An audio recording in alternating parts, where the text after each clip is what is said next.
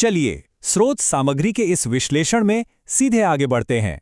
पाकिस्तान से हाल ही में एक प्राचीन शिलालेख मिला है और उसे डिकोड किया गया है। सच कहूं तो ये कोई आम खोज नहीं है, ये एक ऐसा पुरातात्विक रहस्य है जो इतिहास के कई अनखुले पन्नों को हमारे सामने रख देता है। आज हम प्राचीन लिपियों के बारे में कुछ ऐसी बातें जानेंगे जो सच में हैरान कर देने वाली हैं। अब यहाँ सबसे बड़ा सवाल ये उठता है, आखिर 1500 साल पुरानी इस छोटी सी मोहर या स्टैंप में ऐसा क्या रहस्य छिपा है। देखने में ये भले ही बेहद छोटी लगती हो, पर इसका ऐतिहासिक वजन बहुत भारी है। चलिए इसे थोड़ा डिटेल में समझते हैं, क्योंकि आगे आने वाले तथ्य बिल्कुल चौंका देने वाले हैं। तो सबसे खास बात क्या है? एएसआई ने इस प्राचीन संस्कृत शिलालेख का जो अनुवाद किया है वो कुछ इस तरह है, देवदारु वने स्वामी कोटेश्वरा, जिसका सीधा सा अर्थ निकलता है देवदारू के घने प्राचीन जंगलों के बीच स्थित एक मंदिर। ये चंद शब्द ही काफी हैं उन सदियों पुरानी भूली बिसरी कथाओं को वापस जिंदा करने के लिए। पहला भाग, unlocking the ancient seal. ASI के पुरालेख विभाग यानी एपिग्राफी डिवीजन ने इसकी जो पुष्टि की है ना, वो सच में बेहद दिलचस्प है। उनके अनुसार 5वीं शताब्दी ईसा पूर्व की ये मोहर दरअसल उस जमाने के मंदिरों, राजाओं या व्यापारियों का एक औपचारिक उपकरण हुआ करती थी। अगर थोड़ा सोचा जाए तो उस पुरातन व्यवस्था में भी प्रशासन और व्यापार का फ्रेमवर्क कितना मजबूत रहा होगा, जहां ऐसी मोहरें इस्तेमाल होती थीं। दूसरा भाग, द लॉर्ड शिवा कनेक्शन। ये खोज अपने आप में एक बहुत बड़ा गेम चेंजर है। क्यों? क्योंकि इसे स्कंदा पुराण में बताई गई भगवान शिव की कथा का सबसे पुराना लिखित और प्रमाणिक सबूत माना जा रहा है। ये वाकई रोचक है कि एक छोटी सी मोहर सदियों पुरानी उस धार्मिक कथा को इतने ठोस रूप में प्रमाणित कर सकती है, जो अब तक शायद सिर्फ ग्रंथों के पन्नों तक ही सीमित लगती थी। अगर इस पूरी तस्वीर को थोड़ा और बड़ा करके देखें तो इस खोज की तुलना हम 2 और महत्वपूर्ण चीजों से कर सकते हैं। एक, 2024 में गिलगिट में मिली प्राचीन संस्कृत इंस्क्रिप्शन, और दूसरी ठीक 5 महीने पहले पेशावर में डिकोड की गई 10वीं शताब्दी ईसा पूर्व की शारदा लिपि। ये सारी हालिया खोजें इस क्षेत्र के समृद्ध इतिहास के अलग अलग टुकड़ों को एक साथ जोड़ती हैं। पुरातत्व विज्ञान आज भी कितना सक्रिय है, ये उसका जीता जागता उदाहरण है। तीसरा भाग, डिकोडिंग द ब्राह्मी स्क्रिप्ट। खैर, लिपि की बात निकली है तो एक मजेदार फैक्ट जानना दिलचस्प होगा। ब्राह्मी लिपि के अक्षरों का आकार इतना अनोखा होता है कि इसे आश्चर्यजनक रूप से पिनमैन या स्टिक फिगर लिपि भी कहा जाता है। ये नाम सीधे तौर पर इसकी बनावट को दर्शाते हैं, जो बिल्कुल किसी ड्राइंग वाले स्टिक फिगर की तरह दिखाई देती है ना दिलचस्प? ये आकृतियां इस प्राचीन लिपि को समझने का एक बिल्कुल नया नजरिया देती हैं। पर बात यहां खत्म नहीं होती। इस लिपि की एक और हैरत अंगेज विशेषता है, इसका अबूजिदा भाषा के रूप में परिभाषित होना। अब ये क्या है? ये एक ऐसी जटिल और संगीतमय प्रणाली है जहां प्रत्येक अक्षर किसी न किसी संगीत वाद्य यंत्र को दर्शाता है और स्वरों को मात्राओं नामक प्रतीकों से लिखा जाता है। लिखावट और संगीत का ऐसा अनोखा संगम ये प्राचीन समाज की बौद्धिक क्षमता को दिखाता है। अगर हम सदियों के इस विकास क्रम पर नजर डालें तो ब्राह्मी लिपि ने दक्षिण और दक्षिण पूर्व एशिया में सैकड़ों लेखन प्रणालियों के लिए एक मदरबोर्ड की तरह काम किया है।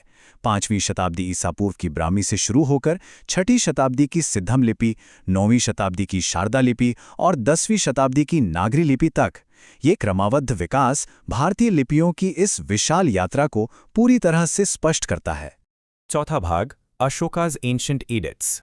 अशोका के विशाल संचार नेटवर्क के बारे में लगभग सभी जानते हैं। उन्होंने भी बाएं से दाएं लिखी जाने वाली इसी ब्राह्मी लिपि का इस्तेमाल किया था। हड़प्पा काल के बाद भारत में पहले लिखित प्रमाण के रूप में ये लिपि सम्राट अशोक के साम्राज्य में प्रशासन चलाने और आदेश फैलाने का सबसे मुख्य हथियार थी। एक तरह से इसने उस वक्त इंफॉर्मेशन एक्सचेंज का पूरा सिस्टम ही बदल कर रख दिया था।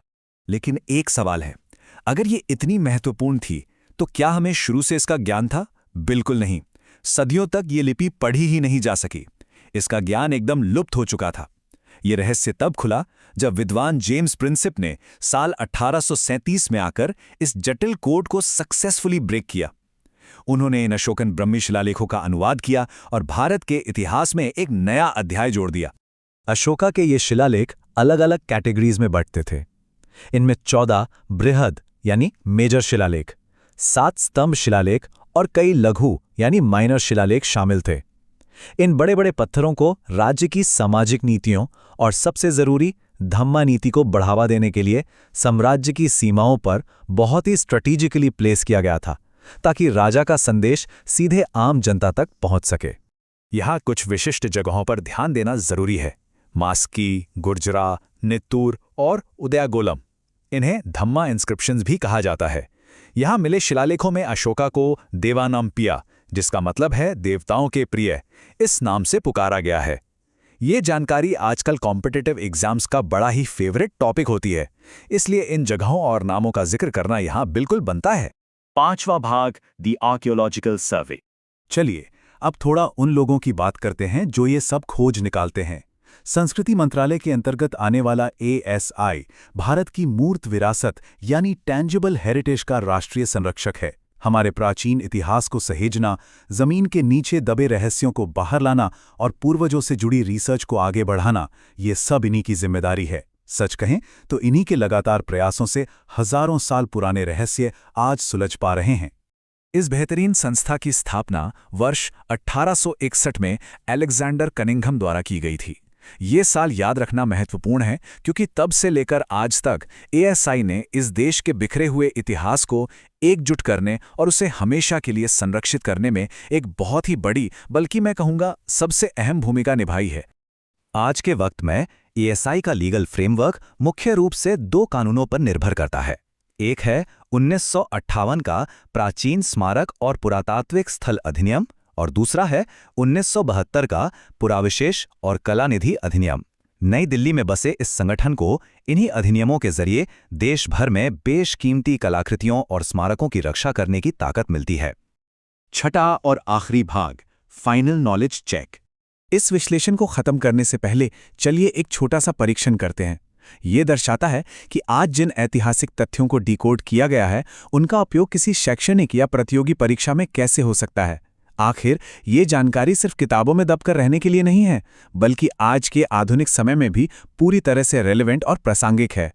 तो सवाल ये है, इस चर्चा में दिए गए प्रमाणों के आधार पर ASI ने 5वीं शताब्दी के किस संस्कृत शिलालेख का हिस्सा वास्तव में डिकोड किया? क्या वो स्वामी महेश्वर था, देवदारू वने स्वामी कोटेश्वरा, पुष्प सिंगालिंगा स्थापित या फिर बुद्ध धारणी? इन विकल्पों पर विचार करना सच में रोचक होगा। प्राचीन इतिहास की गहराई बिल्कुल अनंत है, और अगर थोड़ा सोचा जाए, अगर एक छोटी सी मोहर